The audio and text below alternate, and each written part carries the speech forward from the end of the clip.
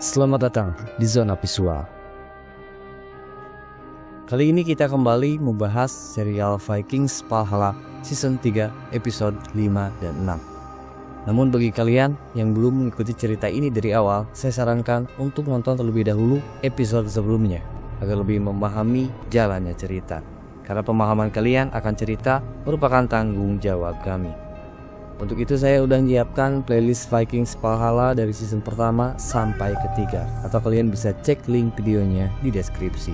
Jika sudah, mari kita masuk ke cerita. Di sini kita fokus ke wilayah Greenland saat seorang pria berambut panjang dan berjenggot lebat terlihat tengah mengumpulkan seonggok daging dari bangkai hewan yang tergeletak. Nampaknya hal itu dilakukan lantaran sulit bagi orang-orang di sana untuk mengumpulkan makanan. Hal ini cukup beralasan mengingat wilayah ini kurang mumpuni untuk menyokong kehidupan yang layak. Meski begitu, tempat ini memiliki cukup banyak penghuni, termasuk Erik Thorvaldsson atau Erik the Red, pria berambut panjang yang sebelumnya telah kita singgung. Erik menyayangkan sikap bawahannya saat kehilangan kapal dan hanya sedikit sekali mendapatkan hasil buruan. Padahal para penduduk di sana sangat menggantungkan kebutuhannya kepada mereka.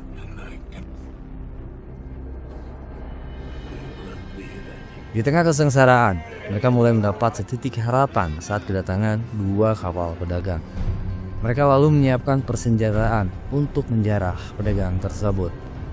Namun niat mereka terurungkan setelah mengetahui dua kapal ini ternyata mengangkut Freydis, di mana Freydis adalah anak kandung Erik yang sosoknya sangat dibanggakan oleh penduduk di sana. Terlihat para penduduk nampak antusias melihat kembalinya Freydis, terutama kedua orang tuanya. Di situ Freydis menjelaskan kepada sang ayah bahwa dirinya datang bersama penduduk Jomsborg. Freydis juga tak lupa mengenalkan Styx dan Harald kecil yang langsung disambut gembira oleh sang ayah. Akan hal itu, Erik secara resmi menyambut orang-orang Jomsborg ini dengan mengatakan selamat datang di Greenland. Melihat putrinya tumbuh dan sukses di perantauan, jelas membuat Erik bangga sekaligus penasaran dengan jalan hidup sang putri. Freydis selalu menjelaskan lebih dalam soal apa saja yang telah dilaluinya. Bahwa ia telah mendapatkan visi dan penglihatan hingga dipercaya melindungi kepercayaan lama Viking sebagai penyembah dewa. Di mana Erik terkejut saat mengetahui bahwa kini orang-orang Viking telah menganut kepercayaan beragama dan sebagian besar dunia telah dikuasai oleh Kristen. Selain itu, Freydis juga menyinggung pencapaian Leif Erikson ketika berhasil merobohkan jembatan London. Sang ibu lalu mempertanyakan keberadaan Leif. Freydis mengatakan mereka berpisah 7 tahun lalu saat Leif memutuskan untuk mencari masa depannya di dataran Rus bersama Pangeran Harald Sigurdsson, ayah dari cucu mereka. Yang mana hal ini membuat Erik sangat menyayangkan karena seharusnya Freydis dan Leif harus tetap bersama-sama. Freydis bahkan tak lupa memberitahukan rencananya untuk pergi mencari tempat yang dijuluki The Golden Land karena Freydis percaya tempat itulah yang akan menjadi destinasi terakhirnya. Apapun itu, Erik tetap akan merayakan kedatangan Freydis. Kemudian, saat di aula, sang ayah kembali menyinggung rencana Freydis untuk pergi ke Golden Land, di mana Erik menyayangkan keputusannya karena ia membutuhkan keberadaan Freydis. Namun bukan itu yang menjadi persoalan. Keadaan menjadi memanas saat para penduduk yang sedang mabuk mengganggu para wanita yang berasal dari Jomsborg. Karena hal itu, Styx tak tinggal diam dan langsung membanting para pengganggu tersebut.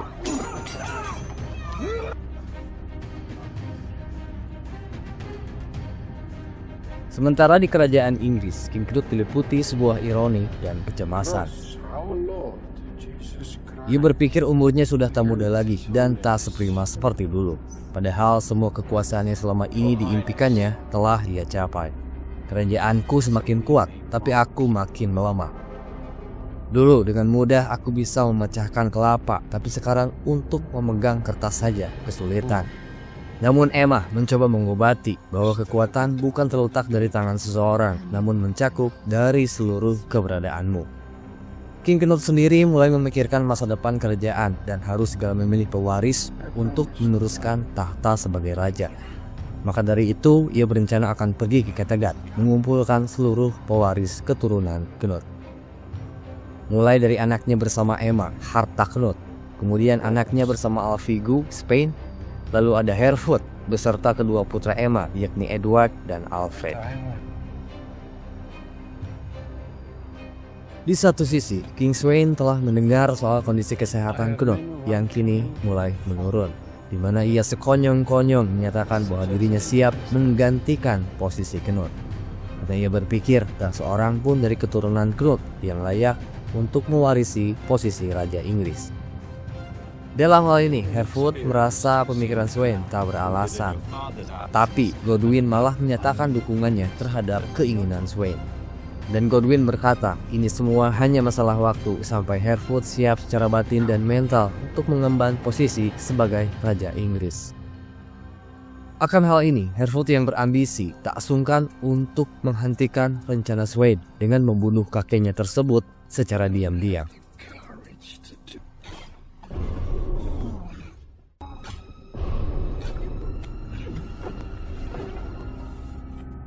Kita beralih kepada seorang Leif yang baru saja mendarat di sebuah pasar dan disambut dengan seorang pembuat peta bernama Kalinikus. Kalinikus nampak terkejut saat melihat peta yang ditunjukkan oleh Leif. Entah mengapa Kalinikus seketika menutup dagangannya dan membawa Leif ke dalam rumahnya. Di sana Kalinikus menunjukkan kepingan-kepingan peta buatan ia sendiri yang terbentang sepanjang ruangan. Hal ini jelas membuat Leif terkesima karena mungkin inilah yang selama ini ia cari. Di sisi lain, Kalinikus merasa takjub melihat seorang Viking bisa berbahasa Yunani dan kini sedang berada di dalam ruangannya. Tapi Leif yang rendah hati tersegan untuk mengucuti senjatanya setelah dua anak Kalinikus merasa takut melihat kapak. Di sini mulai dijelaskan bahwa peta yang ditemukan Leif di Sisilia adalah peta buatan Kalinikus. Peta ini hanya sebuah potongan dari beberapa bagian lainnya. Namun bukan itu yang membuat Leif benar-benar takjub. Kalinikus kemudian menunjukkan sebuah peta berukuran besar yang menggambarkan daratan dan lautan di seluruh dunia. Namun di situ masih terdapat sebuah kepingan yang masih belum tergambarkan, di mana seseorang harus membuktikan keberadaannya hingga hal ini dapat terbukti. Secara kesimpulan, ini menjadi sebuah misteri bagi Leif yang harus ia pecahkan.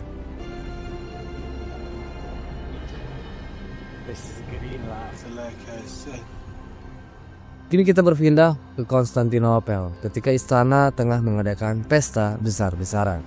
Tak ayal Harald turut hadir memeriahkan pesta tersebut.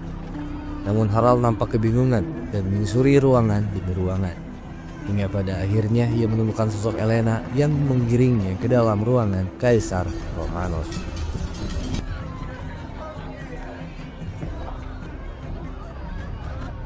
Jelas Harald terkejut ketika menyadari sang kaisar berada di hadapannya. Padahal ia berasumsi di dalam ruangan itu Elena siap memberikan servis terbaik seperti sedia kala. Jadi di sini Harald merasa cemas Romanos dapat mengetahui apa yang selama ini ia sembunyikan. Namun nyatanya hal itu tak menjadi masalah sama sekali.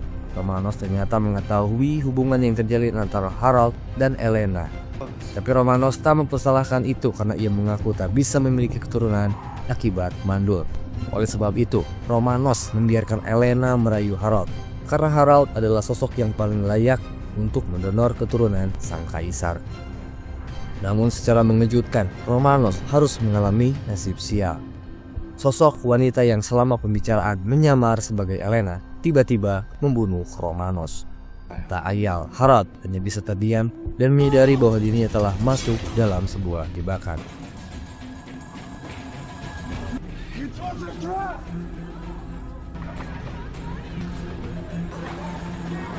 Hal ini nampaknya merupakan sebuah skenario yang telah direncanakan oleh Maniakes. Maniakes sengaja menempatkan dan menugaskan wanita asing itu agar orang-orang mengetahui bahwa Harald adalah sosok yang telah membunuh Romanos. Secara diam-diam Maniakes mengincar posisi Romanos dan sengaja menjebak Harald agar tak ada lagi yang menghalangi dirinya.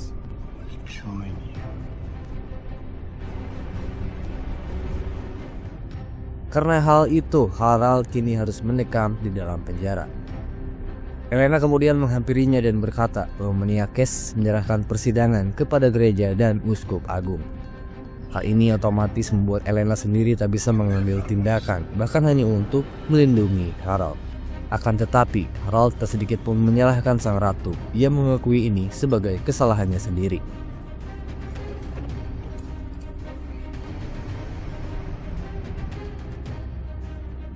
Kini kita berpindah ke Kattegat saat Alvigu tengah mendekorasi aula besar sehubungan dengan rencana kedatangan King Knut. Hingga tak lama kemudian, sosok paling berpengaruh bangsa Viking saat ini pun telah datang bersama armadanya. Rayal masyarakat Kattegat berkumpul di pelabuhan menyambut gembira kehadiran Raja Viking tersebut.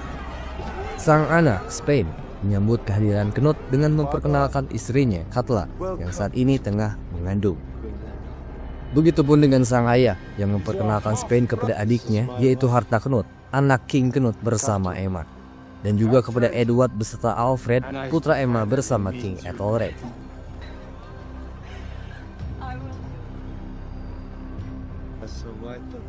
Di satu sisi, ini merupakan kali pertamanya seorang Queen Emma menginjakan kaki di Kattegat.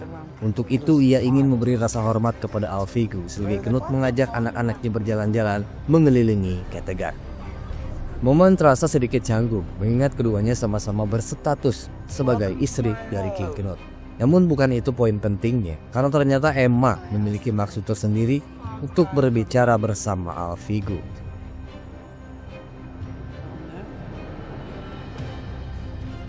Sehubungan dengan rencana King Knut untuk menentukan pewaris tahta, Emma berharap Alvigu dapat menghormati dan menerima apapun keputusan Knut. Bagaimanapun, mereka berdua masing-masing memiliki putra yang dapat mewarisi tahta. Hal ini diupayakan agar menghindari pertumpahan darah yang dikhawatirkan terjadi oleh Knut sendiri. Seketika, pembicaraan terhenti saat orang yang sedang dibicarakan oleh mereka masuk.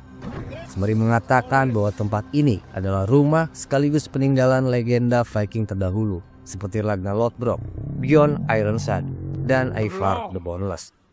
Dan disinilah aku mengumpulkan pasukan hebat dari utara sebelum memaklukkan London. Aula besar ini adalah tempat nenek moyang kita untuk bercerita selama berabad-abad, membahas politik, bisnis, aturan hukum, dan ambisi. Bahkan Edward, yang notabene berasal dari Normandia, masih memiliki ikatan dari garis keturunannya yang berasal dari Rollo, adik dari Ragnar. Dan sebagai pengukuhan, tempat ini sekarang adalah milik Queen Alvigu. Maka dari itu kita sepatutnya harus memberikan rasa hormat. Sementara di pelabuhan kita melihat Harefoot Godwyn bersama armadanya yang baru saja mendarat. Sebagai salah satu dari keturunan Knut, jelas tujuan Harefoot datang ke sini tak lain dan tidak bukan adalah untuk menuntut klaimnya. Saat di aula besar, Harefoot langsung mendapat sambutan dari sang raja beserta kedua ratu. Namun Knut merasa bingung mengapa Sweyn tidak turut serta menuju Kattegat. Harefoot lantas menjawab sambil terbata-bata bahwa Sweyn telah wafat sebelum mereka pergi ke sana. Godwyn menambahkan bahwa kematian Sweyn sangat mendadak mengingat usia dan keadaan yang dialaminya.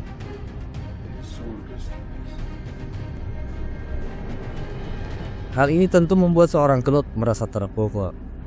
Lantaran selama ini Sweyn sang ayah adalah sosok yang telah menemani dan membantu dirinya mencapai kejayaan.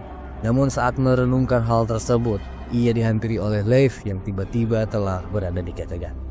Meski sudah lama tak berjumpa, King Knut takkan pernah bisa melupakan sosok hebat seorang Leif.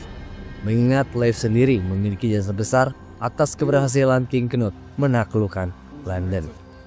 King Knut lalu menanyakan keberadaan Vedis, tapi Leif sendiri tak mengetahuinya sebab ia melihat Jomsburg nampak kosong tak berpenghuni. King Knut sendiri mengapresiasi tindakan Vedis sebab telah mengampuni nyawa Spain saat terbunuhnya Olaf Haraldsson. Mendengar itu, Leif seakan tak percaya, apalagi selama ini dirinya telah berpetualang dan sibuk dengan urusannya sendiri. Di sini, Knut bersedia memberikan bantuan berupa kapal beserta awak kapal, sehubungan dengan rencana Leif menjelajahi wilayah barat, mencari daratan yang sedang dicari olehnya. Hal itu merupakan bentuk rasa terima kasih King Knut atas jasa yang diberikan oleh Leif.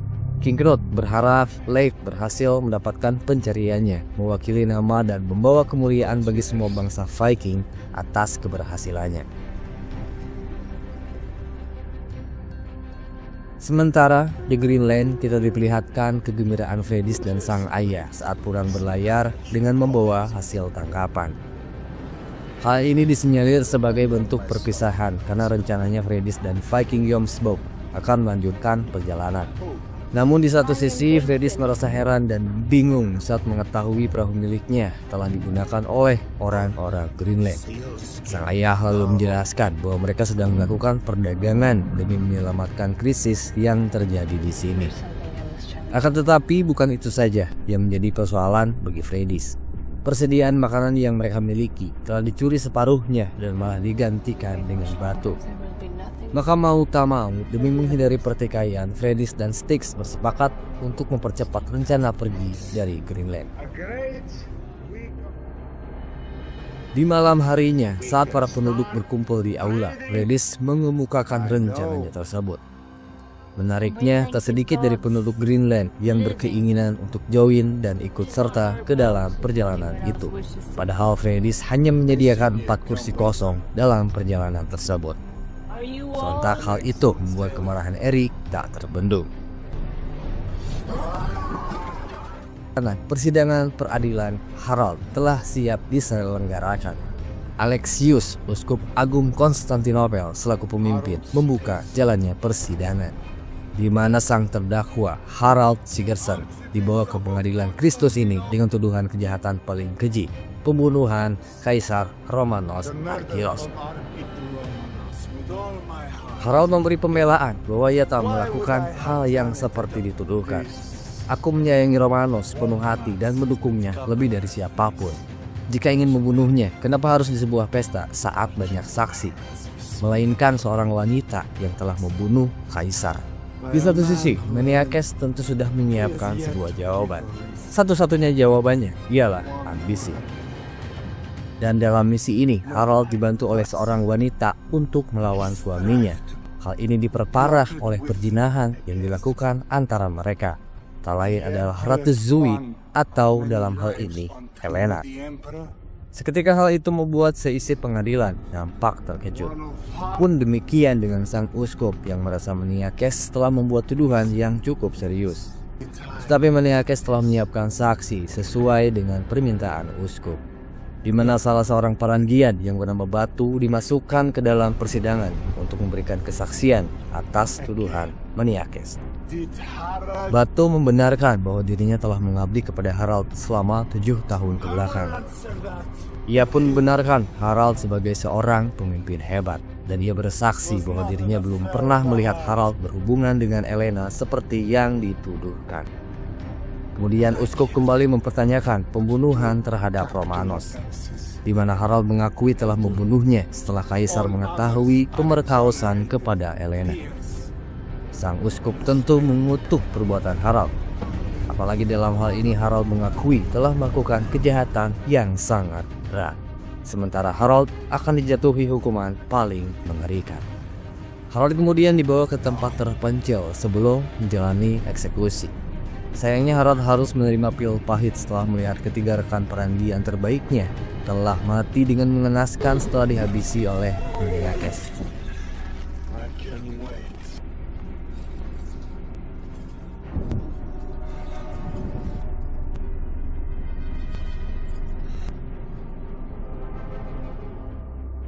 Terakhir kita berfokus ke Greenland saat kapten kapal milik Freydis tengah sibuk dengan persiapan.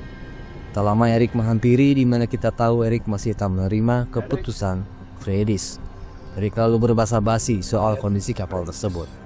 Kemudian saat pria itu lengah, Erik melancarkan aksinya dengan menikamnya dari belakang. Hal itu dilakukan agar Freydis tak memiliki seorang kapten kapal untuk melanjutkan perjalanan.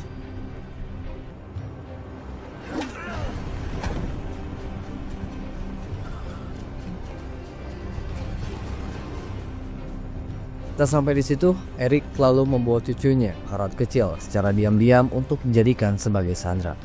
Lalu apa yang kedepannya akan terjadi? Kita bahas di episode selanjutnya. Oke, setelah ini kita akan kembali. Namun kami sangat mengharapkan dukungan kalian dengan subscribe, like, dan komentar atas saran-saran dari kalian. Terima kasih atas perhatiannya. Kami Jona Visual, pamit undur diri.